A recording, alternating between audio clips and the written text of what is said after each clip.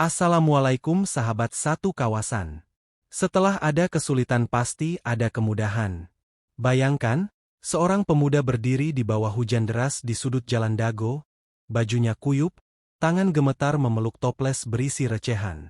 Baru saja ia kehilangan pekerjaan, dan kini harus memilih, bertahan atau menyerah. Hidupnya hancur, masa depan seperti mimpi buruk. Tak ada warisan, tak ada modal, hanya sisa harapan yang nyaris padam. Namun di balik keterpurukan itu, Allah menyimpan rencana luar biasa. Apa yang terjadi selanjutnya akan mengubah segalanya. Namun sebelumnya, bagi yang beragama Islam, saya sarankan untuk menuliskan sholawat Nabi Muhammad. Agar kelak sholawat ini menjadi saksi untuk mendapat syafaat di akhirat. Like dan subscribe ke channel ini sangat membantu menyebarkan dakwah Islam dan menjadi amal jariah. Yanto berdiri di bawah terik matahari siang. Seragam rompi oranye sudah mulai pudar warnanya, bau keringat bercampur debu jalanan menempel di tubuhnya sejak pagi. Di tangannya, tergenggam karcis parkir yang lusuh, dan di depannya, deretan motor dan mobil berjajar di pinggir jalan Dago, Bandung. Tiap kendaraan datang, Yanto melambaikan tangan, membantu memarkir, lalu menyodorkan senyuman kecil. Berharap pengemudi meninggalkan Rp2.000. Sebagian hanya memberi Rp1.000. Ada juga yang pergi begitu saja. Tapi Yanto tak pernah marah. Ia paham, itu sudah risiko pekerjaannya. Ia kumpulkan recehan demi recehan ke dalam kantong kecil di pinggangnya. Setiap malam, ia pulang ke kos-kosan sempit di daerah Cibadak. Naik angkot sambil memeluk tas ransel kusam. Kosannya hanya satu kamar petak sempit, tanpa jendela, ditempati 4 orang. Kasurnya tipis, diletakkan di atas karpet plastik. Bau apek bercampur uap nasi dari rich cooker tua yang menyala terus-menerus di pojok ruangan. Yanto tidur paling malam, karena ia selalu menyortir uang receh hasil kerja seharian. 1.000, 500, 2.000. Ditaruh rapi dalam plastik bening. Sisanya ia masukkan ke dalam celengan dari kaleng biskuit Hongguan, yang sudah dilubangi tutupnya. Hidup ini berat, tapi receh nggak pernah nolak ditabung. Begitu katanya sambil tersenyum. Sudah hampir 7 tahun Yanto jadi tukang parkir. Ia tak punya ijazah SMA, hanya lulus SMP dari kampungnya di Garut. Merantau ke Bandung sejak usia 18, awalnya ikut paman jadi buruh bangunan. Tapi setelah proyek berhenti, ia menganggur. Sampai akhirnya, seorang teman mengenalkan profesi jaga parkir di depan ruko. Banyak yang meremehkan, bahkan ada yang menganggap Yanto preman. Tapi ia tetap jalani. Ia tahu, uang halal sekecil apapun lebih baik dari hidup bergaya tapi penuh utang. Dari hasil parkir, ia bisa makan, bayar kos, kirim sedikit untuk ibunya di kampung. Dan sisanya, ia simpan, entah untuk apa. Ia hanya percaya, kalau terus dikumpulkan, pasti berguna suatu hari nanti. Suatu malam, saat sedang bersih-bersih di depan ruko, Yanto melihat gerobak gorengan yang biasa mangkal di ujung jalan tak terlihat seperti biasanya. Biasanya, suara penggorengan dan aroma minyak panas sudah memenuhi udara sore. Tapi kali ini, sepi. Hanya tampak gerobaknya terparkir, tertutup terpal. Yanto mendekat, penasaran. Ia tahu, gerobak itu milik Pak Rudi, pedagang gorengan yang sudah tua tapi rajin. Yanto terbiasa beli tahu isi dan pisang goreng darinya. Tapi kali ini, Pak Rudi tak ada. Pak Rudi sakit. Katanya masuk rumah sakit sejak kemarin. Bisik pedagang minuman di sebelahnya. Yanto diam. Matanya terpaku pada gerobak itu. Sebuah ide pelan-pelan muncul di kepalanya. Pagi harinya, sebelum mulai jaga parkir, Yanto kembali melihat gerobak gorengan yang ditinggalkan Pak Rudi. Kali ini ia lebih nekat. Ia buka sedikit terpal yang menutupi gerobak, hanya untuk memastikan semua masih utuh. Kuali, saringan, dan botol-botol saus masih rapi di tempatnya. Ia menutup kembali perlahan, lalu duduk termenung di pinggir trotoar. Tak lama kemudian, anak Pak Rudi datang. Namanya Rina, perempuan muda yang biasa membantu ayahnya berdagang. Kang Yanto, nuhun udah jagain gerobak bapak. katanya pelan. Bapak masih di rumah sakit. Aku bingung, dagangan ini nggak jalan, tapi kebutuhan jalan terus. Yanto berpikir cepat. Ia tawarkan diri untuk bantu jualan sementara. Tak muluk-muluk, ia hanya ingin bantu dan sekalian coba. Lagi pula, ia sudah hafal ritme pembeli dan jenis gorengan yang paling laku. Rina setuju. Besok paginya, Yanto mulai berdagang di trotoar. Ia datang lebih pagi dari biasanya, goreng tempe, tahu, dan cireng. Ia belum terlalu mahir, tangannya sempat kena cipratan minyak panas. Tapi semangatnya tak luntur. Sore hari, saat beralih jaga parkir, ia masih sempat senyum lebar melihat plastik putih berisi uang kertas dan receh yang menumpuk di laci gerobak. Lebih dari hasil parkir satu hari. Bahkan, kalau dihitung bersih, untung jualan pagi itu bisa setara dengan 3 hari parkir. 2 minggu berjalan, Yanto makin lincah jualan. Beberapa pelanggan bahkan tak sadar kalau yang gorengin bukan Pak Rudi. Ia tetap menjaga kualitas rasa dan kebersihan. Ia tak ambil sepeser pun dari keuntungan. Semuanya diserahkan ke Rina. Tapi dalam hati, ia mulai serius berpikir. Kalau punya gerobak sendiri, mungkin aku bisa mulai usaha kecil-kecilan. Ucapnya lirih, sambil menatap trotoar kosong di seberang jalan. Namun, Yanto tahu, harga gerobak bukan main-main. Bisa jutaan. Belum lagi perlengkapannya. Tapi ia tak patah semangat. Ia mulai lebih disiplin menabung. Celengan kaleng Hong Guan kini tak cukup lagi. Ia beli toples besar dari plastik, dan mulai menyortir uang receh tiap malam. Ia juga mulai menolak ajakan teman-temannya nongkrong di warung kopi. Kalau lapar malam-malam, ia hanya seduh mie instan. Kalau haus, cukup air isi ulang dari galon kosan. Semua uang disimpan. Targetnya jelas, beli gerobak dalam waktu setahun. Tapi hidup tak semudah itu. Pada suatu pagi, saat sedang menuntun sepeda pinjaman membawa minyak goreng dan tepung kelapak, sebuah motor melaju kencang dari arah belakang. Yanto tak sempat menghindar. Sepedanya terguling, dan barang belanjaan berhamburan di jalan. Motor itu tak berhenti. Ia kabur begitu saja. Warga sekitar membantu mengangkat barang. Minyak tumpah, dan satu bungkus tepung hancur terkena aspal. Total kerugian hampir 100.000. Bagi Yanto, itu setara 2 hari kerja. Sambil jongkok di pinggir jalan, ia mengepal tangan, menahan perih di lutut dan sakit di hati. Tapi ia hanya berkata pelan, Allah pasti lihat. Aku cuma mau usaha yang halal. Setelah insiden motor itu, Yanto sempat berhenti berdagang selama beberapa hari. Kakinya memar dan sepeda yang biasa ia pakai rusak parah. Tapi ia tetap bekerja jaga parkir, walau harus berdiri pincang di sisi jalan. Recehan tetap ia kumpulkan, meski hari-harinya terasa lebih berat. Suatu malam, di warung kopi tempat biasa ia beli air panas, Yanto bertemu Hendra, teman lamanya yang dulu juga jadi tukang parkir. Kini Hendra datang dengan tampilan berbeda. Jaket kulit, sepatu mengilap, dan kunci motor metik tergantung di jari. Yan, masih jaga parkir juga? Gile, lu setia banget ya? Canda Hendra sambil duduk santai. Yanto hanya tersenyum. Aku juga dulu gitu, bro. Tapi sekarang, alhamdulillah. Maksudku, berkat Allah, udah lumayan lah. Jadi marketing leasing. Kalau mau, gue bantuin lu kredit motor. 300.000 sebulan juga bisa dapet. Yanto diam. Tawaran itu menggiurkan. Dengan motor, ia bisa keliling lebih jauh, beli bahan dagang sendiri, bahkan antar pesanan. Tak perlu dorong gerobak atau pinjam sepeda lagi. Tapi ia tahu, cicilan bukan main-main. Sekali terlambat bayar, bisa berurusan dengan penagih. Sementara penghasilannya masih fluktuatif. Ia takut terjebak gaya hidup yang tak sesuai isi dompet. Makasih, Endra. Tapi aku belum berani. Mending jalan pelan-pelan aja dulu, jawabnya singkat. Hendra hanya tertawa kecil. Wah, lu masih kayak dulu ya.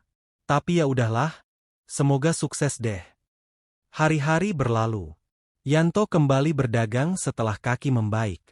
Tapi cobaan belum selesai. Suatu malam, saat hendak pulang, ia mendapati gerobak dagangnya ambruk. Roda belakang patah, dan kaca etalase pecah berantakan. Tak ada yang tahu pasti penyebabnya. Ada yang bilang mungkin ditabrak saat malam. Ada juga yang curiga, ada orang iseng. Tapi yang pasti, gerobak itu rusak parah. Tak bisa dipakai lagi. Rina, anak Pak Rudi, menangis pelan saat melihatnya. Kita nggak punya uang buat perbaiki, Kang. Yanto menarik napas panjang. Ia pulang malam itu dengan langkah berat. Di kosan, ia buka celengan, menghitung isi toples dan kantong-kantong receh yang ia simpan selama ini. Totalnya nyaris 1 juta. Uang yang ia kumpulkan selama hampir 9 bulan. Esok harinya, ia serahkan uang itu ke Rina. Ini buat ganti kerusakan gerobak. Anggap aja selama ini aku bantuin sambil belajar. Aku nggak mau bawa-bawa rejeki yang bukan hakku. Rina menatap Yanto dengan mata berkaca-kaca. Tak percaya. Yanto hanya tersenyum. Sore itu, ia duduk sendiri di bangku trotoar, tak lagi jaga parkir. Hatinya kosong, tabungan habis, usaha pun tak ada. Tapi satu hal yang tetap ia miliki. Keyakinan bahwa Allah tidak akan menyia-nyiakan orang yang jujur. Dan benar saja, keesokan harinya, sesuatu terjadi. Sesuatu yang akan mengubah hidup Yanto perlahan-lahan. Pagi itu, Yanto sedang duduk di depan ruko sambil minum air galon dari botol bekas. Ia belum kembali berdagang, hanya sesekali membantu teman tukang parkir menggiring motor ke pinggir. Langit Bandung mendung, tapi suasana hati Yanto lebih kelabu. Tiba-tiba, seseorang memanggil dari seberang jalan. Seorang pria parubaya, berpeci dan berjaket lusuh, berdiri di dekat gerobak kopi keliling. Yanto ya? Tanyanya sambil mendekat. Yanto berdiri, agak heran. Wajah pria itu asing, tapi ada aura tenang dalam tatapannya. Aku temannya almarhum Pak Rudi. Dulu pernah diceritain soal kamu.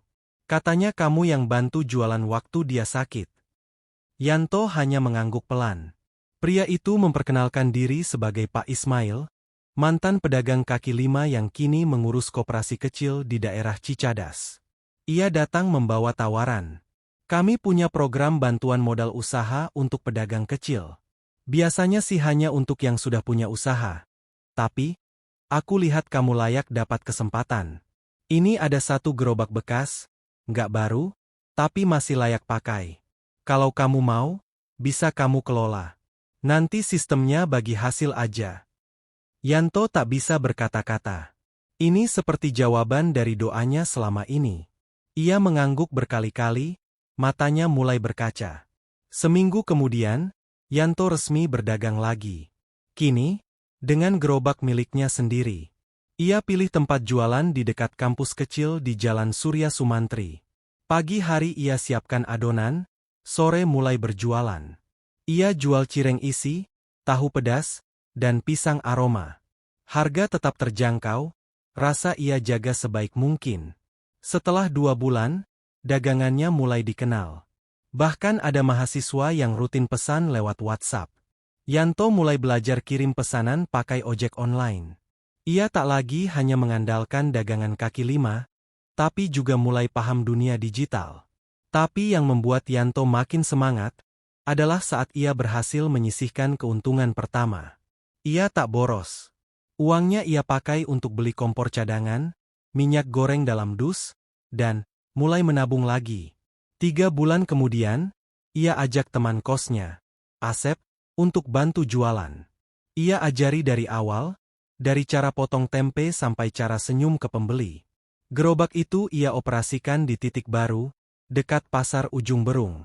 Kini, Yanto punya 2 gerobak. Ia tak lagi sekadar tukang parkir, tapi juga mulai jadi pengelola kecil-kecilan.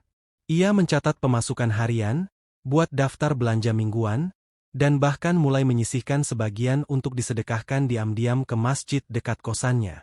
Malam-malamnya masih diisi suara recehan dituang ke toples. Tapi kini jumlahnya lebih banyak. Dan bukan lagi sekadar impian. Di pojok dinding kamarnya, ia tempelkan kertas kecil. Tulisannya sederhana. Target tahun depan, warung kopi. Yanto tahu, perjalanan masih panjang. Tapi untuk pertama kalinya, ia merasa sedang berjalan di jalan yang benar. 6 bulan berlalu sejak Yanto mulai menjalankan 2 gerobaknya. Usahanya berjalan lancar. Meskipun kadang ada hari sepi atau harga minyak naik, Yanto tetap sabar. Ia tak terburu-buru memperbesar usaha. Prinsipnya sederhana. Yang penting jujur, cukup, dan berkah. Suatu sore, saat pulang dari kulakan di Pasar Ciroyom, Yanto melihat lahan kosong di pinggir jalan kecil dekat perumahan. Ada satu pohon besar menaungi tanah itu. Di bawahnya hanya ada satu bangku kayu tua dan bekas warung yang sudah lama ditinggalkan. Yanto berhenti sejenak. Ia merasa tempat itu cocok dijadikan warung kecil. Bukan yang mewah, hanya tempat sederhana buat orang duduk, ngopi, dan makan gorengan. Ia tanya ke warung kelontong sebelahnya, siapa pemilik lahan itu? Itu punya Mang Dasep.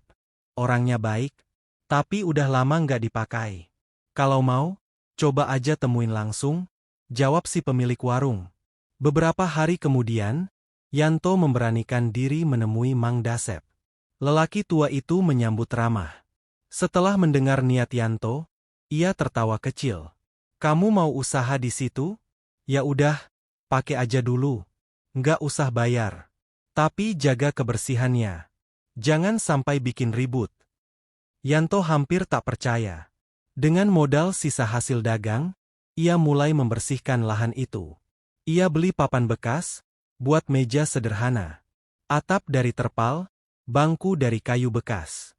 Di depannya, ia pasang papan bertuliskan, warung kopi receh. Namanya unik. Orang-orang penasaran. Bahkan ada yang mengira itu warung amal. Tapi Yanto hanya tersenyum setiap kali ditanya soal nama itu. Karena semuanya memang berawal dari receh. Jawabnya. Warung itu tak hanya jual kopi. Ada gorengan, mie rebus, roti bakar, dan es jeruk. Harganya murah. Banyak ojol mampir. Bapak-bapak nongkrong, bahkan mahasiswa sering datang untuk nugas sambil ngopi. Setiap pagi, Yanto tetap kelola 2 gerobaknya. Siang hingga malam, ia buka warung. Teman kosnya, Asep, ikut bantu.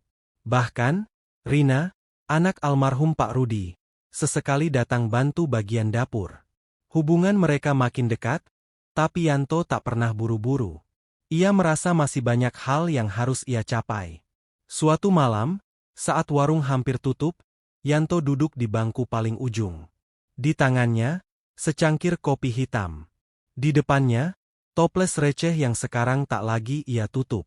Toples ini saksi, bisiknya pelan, saksi perjuangan yang gak dianggap orang. Malam itu, angin berhembus pelan dari arah pegunungan Lembang. Daun-daun pohon bergoyang perlahan. Dan di bawah cahaya lampu temaram, warung kopi receh tetap berdiri, melayani siapa saja yang datang, tanpa pandang baju, kendaraan, atau saldo e-wallet. Tak terasa, setahun sudah warung kopi receh berdiri. Dari hanya beberapa bangku kayu, kini warung itu sudah dilengkapi tenda fiber dan papan menu yang rapi. Meski sederhana, suasananya nyaman. Orang-orang datang bukan hanya untuk makan atau minum, tapi juga untuk sekadar berbincang dan merasa ditemani. Yanto tetap hadir setiap hari. Ia menyambut pelanggan dengan senyum, menyeduh kopi manual, dan sesekali mencatat pesanan sambil ngobrol ringan.